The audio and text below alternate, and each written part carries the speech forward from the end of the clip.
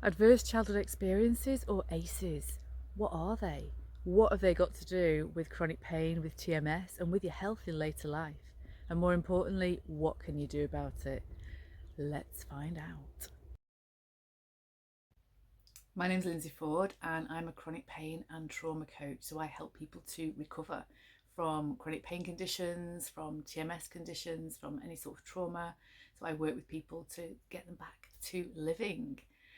So let's talk about ACEs. So adverse childhood experiences. These are anything that happens to us from the age of 0 to 17 that is potentially traumatic. So this can include all sorts of different things, but anything where you felt terrified, where you felt helpless, where you felt unsafe, then that is potentially an ACE, an adverse childhood experience.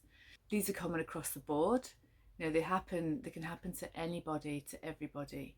But what they've found is they're more common in girls, in minority groups, in people who are at the lower end of the socio-economic spectrum, and people whose parents may have experienced chronic stress or mental health issues. So that's a bit of an overview. So let's talk about what exactly are they. So there's a whole sort of spectrum of different ACEs, but the key ones that they tend to look at when they're looking at ACEs is their abuse, any physical, sexual, emotional abuse. Have you experienced any sort of neglect? So emotional neglect, maybe your parent, your caregiver, whoever just wasn't able to be there for you emotionally, to support you, to comfort you, to show you love.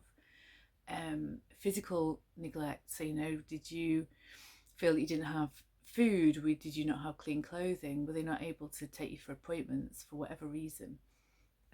What are the reasons? I've got them all written down because there's lots of them. Other ACEs is so a loss of a family friend or member, or a family member, sorry. So this could be through death, it could be through suicide, could be through imprisonment, so they were removed from the family home for whatever reason. It could be through hospitalisation. Maybe one of your special people were in hospital for a prolonged period of time when you were little, um, or through divorce. So this is, you know, and again, this is so common, isn't it? So many people have gone through the experience of divorce.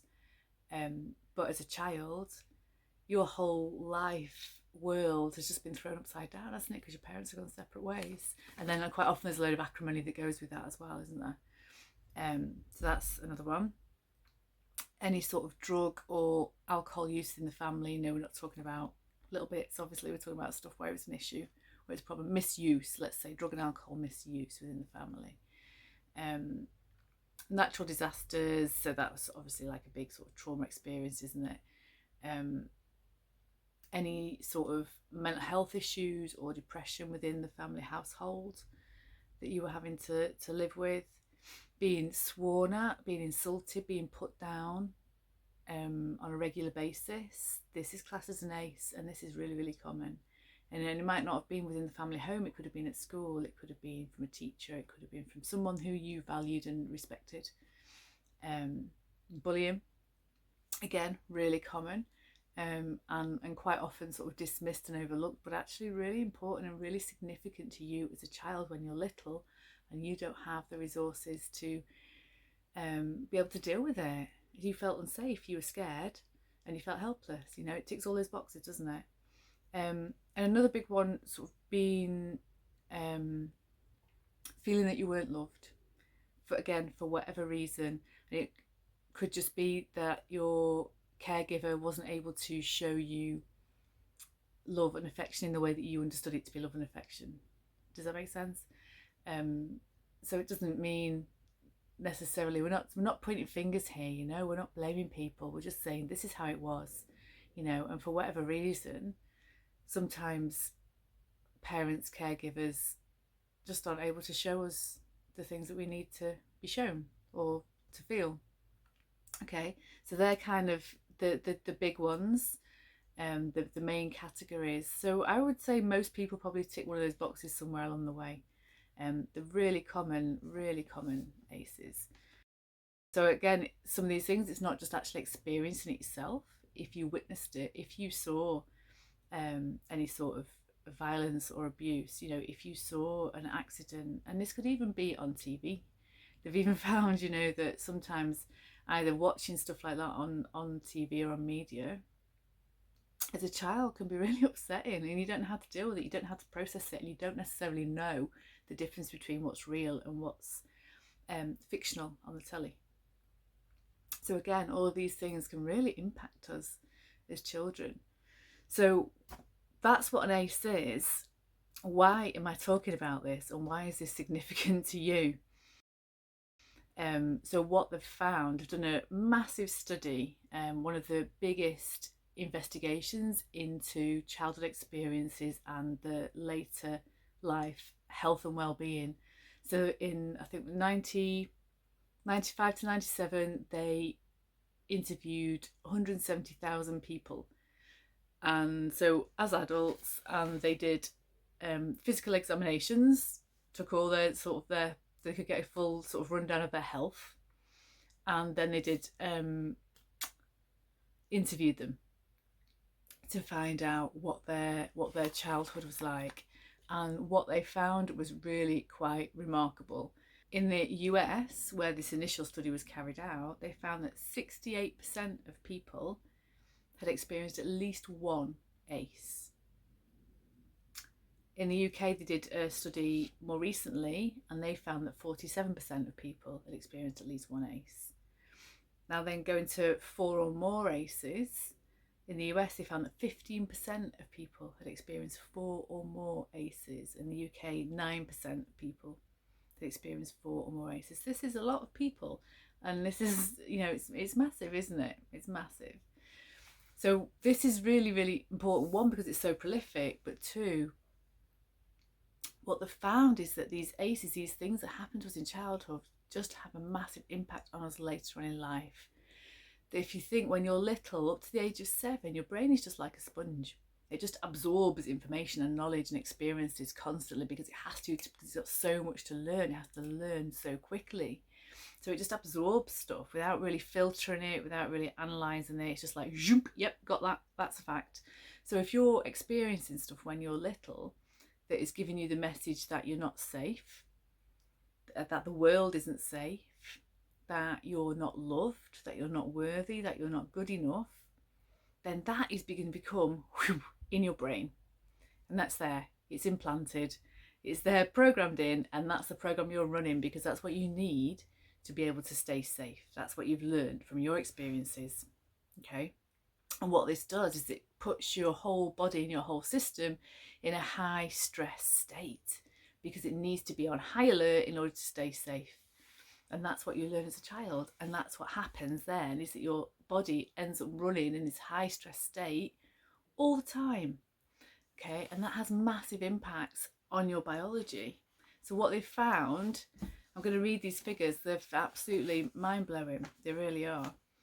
People who've experienced 4 or more ACEs versus none have 1,220% more likelihood of attempting suicide, 1,000% more likely to be IV drug users, 460% more likely to be experiencing depression, 430% more likely to have an alcohol problem, 400% more likely to experience intimate partner violence, 170% more likely to have multiple body symptoms, so you know, lots of different stuff going on in your body, 140% more likely to have emphysema, 100% more likely to be hospitalised due to an autoimmune condition, 80% more likely to have obesity,